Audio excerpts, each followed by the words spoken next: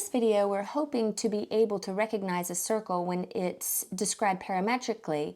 We want to be able to recognize a circle's parametric equations as easily as we recognize a circle in rectangular form. So just a quick reminder that if we were to remove the parameter by solving these parametric equations for sine and cosine, we can use the Pythagorean identity from trigonometry to remove the parameter. We'll simply substitute x over r in for cosine, y over r in for sine, and we end up with x squared over r squared plus y squared over r squared is equal to 1, which, if we multiply both sides by r squared, we would recognize the rectangular form of a circle centered at the origin with a radius of r. Now, describing this circle parametrically gives me one other piece of information, not just the graph itself, but how a particle or something might move around the outside of this path. What is the orientation of this curve? And to determine the orientation, we need to plot points. So we'll plug in t is equal to 0, and when we plug in t is equal to 0, the cosine of 0 is 1. We multiply that by r, and we're going to get an x-coordinate of r. If we plug in t is equal to 0 in the y parametric equation, we see that the sine of 0 is 0, multiply that by r, and the y-coordinate of this ordered pair would be 0. Let's get another point so that we can see which direction we're moving around the outside of the circle. So we're just going to jump over and randomly pick pi over 2 because it's a known angle, and plug t is equal to pi over 2 into our x parametric equation. When time is equal to pi over 2, the cosine of pi over 2 is 0 times r is going to be 0. The sine of pi over 2 is 1 times r is going to be r.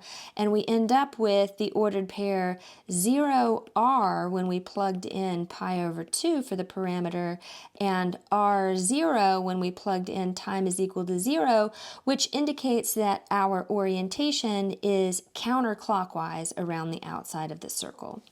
Now, if we were to switch the cosine and the sine values, making the sine be in the x parametric equation and the cosine in the y parametric equation, all that does is it switches the direction of the orientation. We're still going to have a circle centered at the origin with a radius of r, but this time, when we plug in time is equal to 0, we end up with the sine of 0, which is 0 times r. That gives me an x-coordinate of 0. And the cosine of 0 is 1 times r. That gives me a y-coordinate of r. When we jump to the value of the parameter pi over 2, we see that we have the sine of pi over 2, which is 1 times r is going to give me r. The cosine of pi over 2 is 0 times r is going to be 0.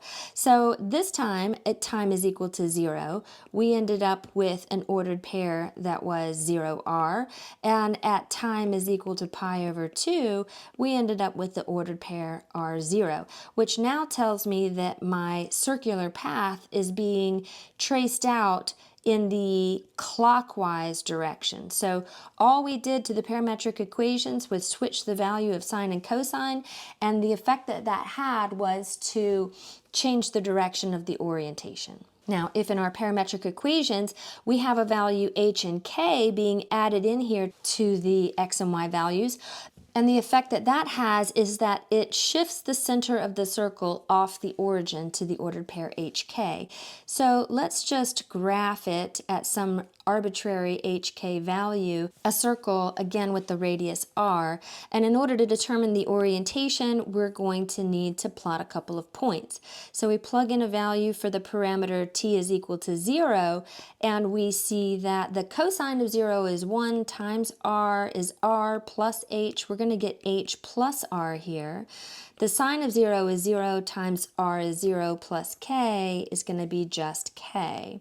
If we were to plug in the value of the parameter is pi over 2, we'll say cosine of pi over 2 is 0 times r is 0 plus h is going to be h. The sine of pi over 2 is 1 times r is r plus k is going to be k plus r. So we get at time is equal to 0, the ordered pair h plus r is the x-coordinate. So that's the x value of the center plus r in the direction of x. So that's going to be h plus r in line with the same y value k, and this is where we are at time is equal to 0. At time is equal to pi over 2, we have the same h coordinate as the center, and the y coordinate is going to be k plus r, so we're h and k plus r up here at time is equal to pi over 2. That tells me that the orientation, or the way that we trace out this circular path, is counterclockwise. So when we've switched the sine and the cosine values in the parametric equations, that's going to cause the path to be traced out in a clockwise direction. So if we were to plot points again, we would see this as the new orientation. Now the parametric equations for an ellipse are very similar. The only thing that is different here is that our multiplier on the front of sine and cosine, these multipliers are going to be different quantities. If the value of A is greater than the value of B, when we go to plot our points on the parametric equations, we'll see that when we plug in t is equal to 0, the cosine of 0 is 1, and 1 times A is going to be A. The sine of 0 is 0 times B is going to be 0. If we were to then plug in pi over 2 for our parameter, we get the cosine of pi over 2 is 0 times A is 0 here. The sine of pi over 2 is 1 times B is B. And if A is bigger than B, then that means my A0 point is going to be farther out on the x-axis than the 0B point is on the y-axis. And that's going to mean that my ellipse is elongated in the direction of x. Since we were at the point A0 at time is equal to 0, and at the point 0b as time traveled forwards, we're going to be traversing this elliptical path in a counterclockwise direction, or the orientation is counterclockwise. The next thing that we'll do is simply switch the value of sine and cosine, and when we do that, we end up with the same ellipse, but being traced out in a clockwise direction. But this time, let's let the value of A be less than the value of B. Again, we'll still be centered at the origin, but now we're going to be moving a smaller distance in the direction of X than we are in the direction of Y, which means that our ellipse would then be vertically oriented. And if we were to plot some points, we would see that this orientation is going to be clockwise now, traversing the elliptical path in this clockwise direction. Now, as we saw with circles, in order to shift the ellipse off the origin, we're simply going to add in an h and a k value in here into the parametric equations, and that will move the center of my ellipse out to this arbitrary ordered pair hk, and let's again assume that the value of A is greater than the value of B, so that we will be moving more in the direction of X than we are in the direction of Y, which means that our ellipse would be oblong in the direction of X. And since our x parametric equation contains cosine, this is going to end up traversing the elliptical path in a counterclockwise direction. And as with the examples we showed before, if we change or switch the sine and cosine, it's going to reverse the direction of the orientation.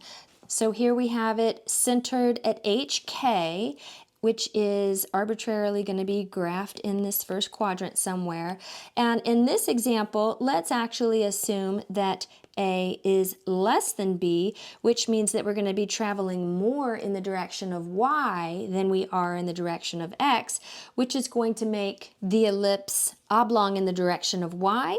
And since the x parametric equation contains sine and the y parametric equation contains cosine, this is the scenario where the elliptical path is traced out in a clockwise direction.